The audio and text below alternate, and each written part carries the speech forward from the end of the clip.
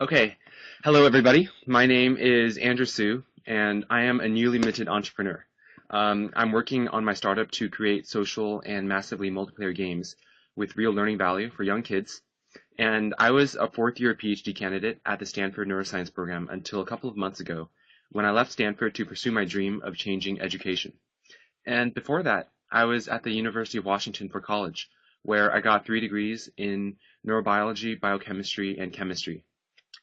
I have the pleasure today of talking with Miss Lara Druyan, who is a general partner at Allegis Capital, a venture capital firm, and a member of the board of trustees at Aim High, a nonprofit that runs summer programs for at-risk middle school children. Laura went to undergrad at the University of Chicago for economics, and then was at Cornerstone Research, a consulting firm, for a few years before getting her MBA at Harvard Business School. She then worked at Merrill Lynch before moving on to Silicon Graphics, where she oversaw the desktop software business. And in May of 2000, with perfect timing, Lara joined Allegis Capital, which specializes in consumer internet, software, and wireless companies. And she is well known as one of the most generous, insightful, and intelligent venture capitalists around. And I'm very excited to be talking to her today. So, Lara, from the outside, your career trajectory looks quite smooth. You went to Chicago, HBS, Merrill Lynch, Silicon Graphics, and then Allegis Capital. And you seem to have made a lot of really good decisions. Is that true? And what do you think are your strengths that enabled that? Uh, uh, yeah, I'm glad it looks that way from the outside. Let's see. No, I would say, gosh, I feel like people who have smooth career trajectories have like worked at GE or something for 30 years, and Yeah, clearly that's not me.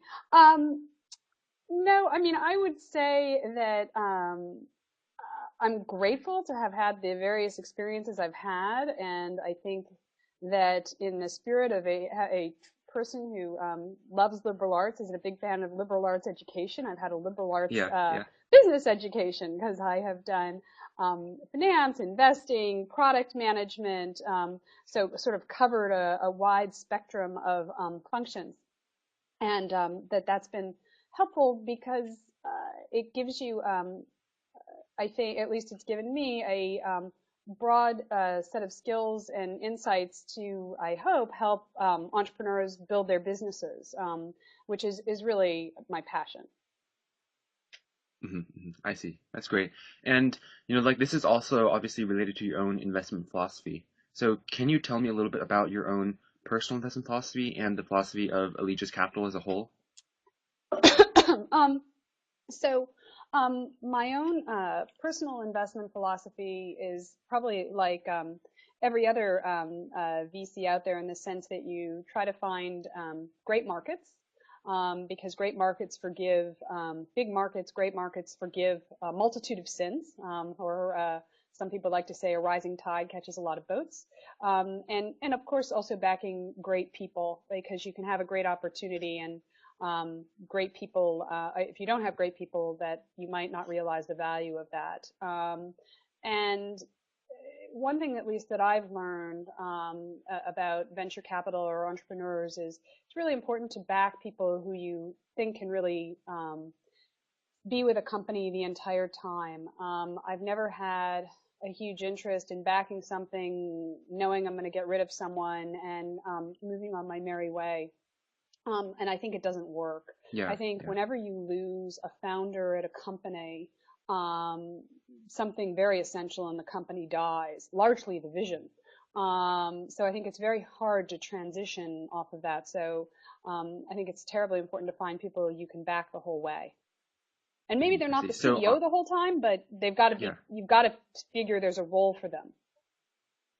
I see. So on the people side, obviously that's super important, like one of the most important factors. What do you feel is the ideal team for a startup, like your dream team?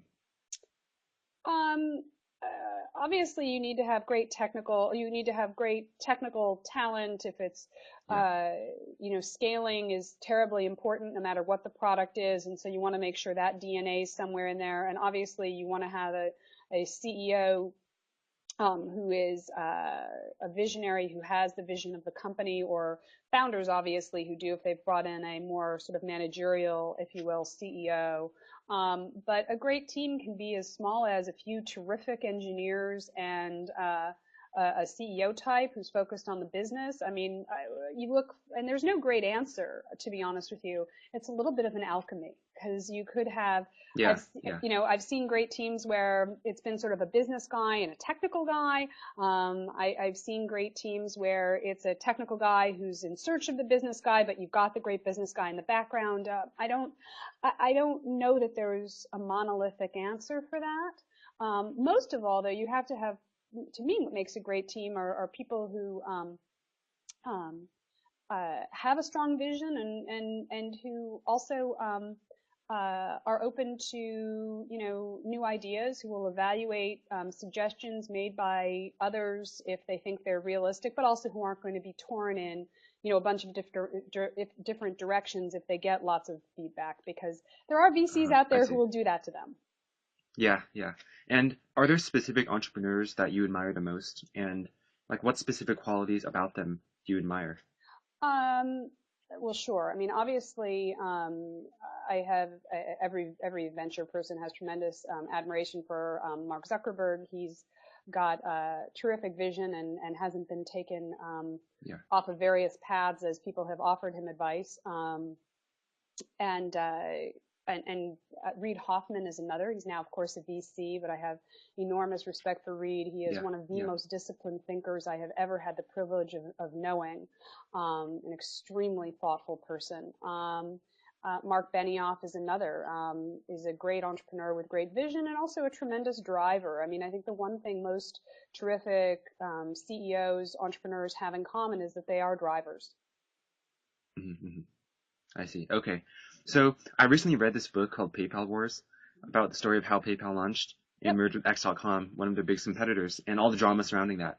And two of the CEOs, Bill Harris and Elon Musk, were fired, and then Peter Thiel came on as the CEO. Mhm. So my question to you is, under what circumstances is it necessary to remove the CEO? And obviously that's never a pleasant process, but can you tell me a bit about your thinking surrounding that?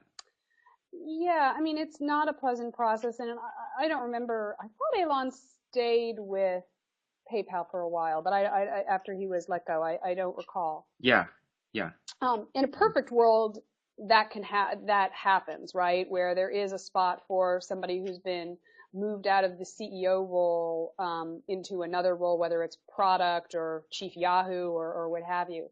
Um, yeah, but you know, what happens, you could have somebody, I've had a CEO come to me and say, you know what, this is a little overwhelming. I'm out of my sweet spot. There are too many people. It's not what I want to do in terms of managing, 60 people. Unfortunately, that's rare. Usually it can be any one of a variety of things. You had a CEO whose real sweet spot was marketing and not yeah, necessarily yeah. product, and he just wasn't growing well with the business. And so he ended up being the VP of marketing, so that was a good transition. But typically, you'll end up with some evidence, if you will, of struggle, whether it's company's not making its numbers, the company uh, isn't hiring well. I mean, it can be any variety of things that I think are symptoms. It could be, in some cases, that a company goes out to raise money and nobody wants to invest because the story's not compelling. Um, Yeah, yeah, but hopefully not then, because usually then you're out of money and you don't have a lot of choices. right. But usually hopefully it's a mutual decision. It rarely is, but in a good scenario, you try to work with a CEO to have a home and execute an orderly transition, if you will. I see. Okay. So now I want to return to something that you said earlier, which is Sure. that all VCs obviously like big market sizes. So for you personally, do you do you get more excited about companies that are seeking to disrupt existing markets or companies that create like a blue ocean new market that was previously unserved? I'm a big fan of Blue Ocean Strategy. It's a terrific book. Yeah. Um, I think, the most successful companies do have some sort of, if you will, blue ocean strategy. They're thinking about something very different. You could argue at some level, Facebook created a new market, but I don't know. I'm in my 40s. I had a Facebook in college. My husband's in his 50s. He had a Facebook in college. And Yeah. so, and somebody said, oh, that should be digital. Well, of course it should be digital, right? But you take something that's very well understood elsewhere and you create a whole new paradigm out of that. Um, and that's, at least in the consumer space, I think a lot of the best businesses, if you will, and the most successful, are grounded in some real world behavior. To me, that Right. makes it, Right. so I don't know how you define that necessarily along a sort of hard line. I see. Okay. So it's not just, so you're saying that it's like real world behavior, but it's still a new market. So like Yeah, something that hasn't absolutely. been explored before. That's what you like the best. Yeah, I mean, to me, that's, Uh-huh.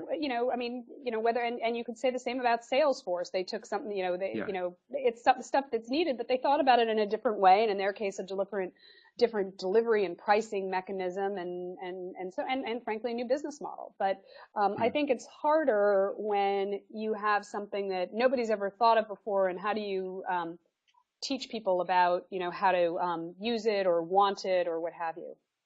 I see. I see. Okay. So what are some things that you think more investors should do and some things that you think less investors should do? Um, I think more investor, there was a great, Yeah. periodically I will get asked to participate in some survey done by PhD students at Harvard or whatnot. And there was an interesting paper I read a number of years ago that I contributed to, talking about sort of, if you will, the gap between what entrepreneurs want and what VCs think they deliver. And it Yeah. turns out that Yeah. entrepreneurs, not surprisingly, want business development, early sales, and the VCs think they're delivering lots of strategic value. So it seems like one of the best ways that VCs or investors, whatever, could really help early stage companies is delivering on business development leads, if you will, or sales leads. That's something that I think people should do more of. Is that something Um, you try to do? sorry, of course. Yeah. I mean, I think that's the most critical thing. So Hmm. you try Hmm. to use your Yeah. network to help build the business in a Yeah. tangible Yeah. way. And what should people do less of? Um, I've seen I've seen VCs.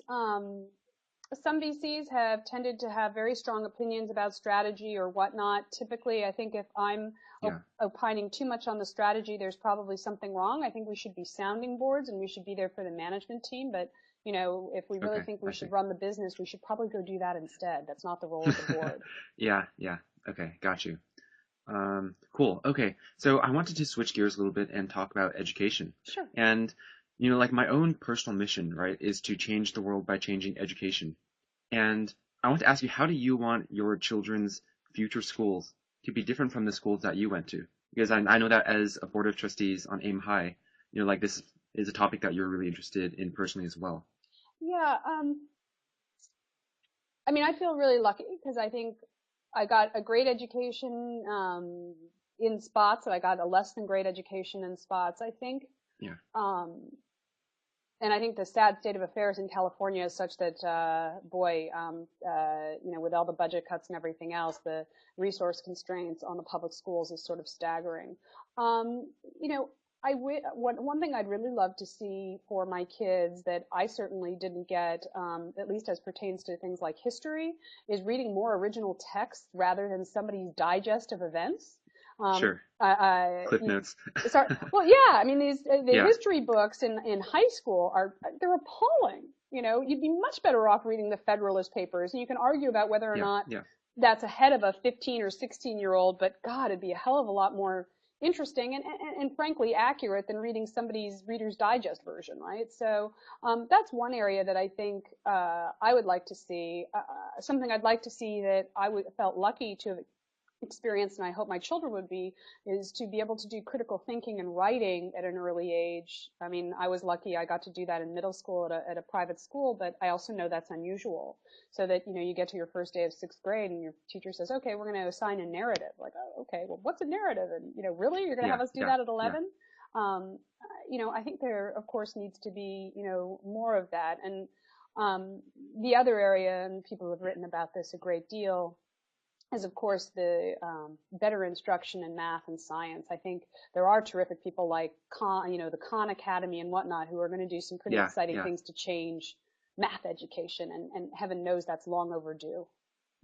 Right, right. I see. So yeah, I can tell that your children are a huge part of your life. Yeah, Your Twitter handle is investing mom. it is. So, are there any other things that you think would be the most important lessons that you'd want your children to learn? Um, in what context? What could you be more specific about the question? Um, Learn as in like for later life success or for however you might want them to like whatever you might want them to achieve in the future, Yeah, right? I think Just somebody once yeah. told me something that I don't think I really took to heart, but I hope my children do, which is this is, I guess, for you too. You can't make a mistake in your career before the age of 30. There is nothing you can do that is Yes. undoable before 30. Right, And right. I wish I had taken more risk early, and I would certainly encourage my kids to. That is, if they're in business as opposed to law or medicine or something that doesn't enable that. Um, because I think that there's a tremendous amount you can learn. And I think that one of the schools, actually the school that my kids are going to go to next year, said, look, we're training kids to think really well because they're going to probably be doing jobs that don't exist yet. And Yeah, yeah. I think that there's, especially on the MBA track, there's Hmm. way too much pressure to go get a job at McKinsey or Merrill Lynch or, well, Goldman or whomever. And that's unfortunate. Right, right. Okay. Sounds good. Okay, well, I think that's a good note to end on. So thank you so much for your time, Lara. It was great to talk to you. Oh, it's great to talk to you too, and I look forward to learning more about your business. Great. Okay, take care.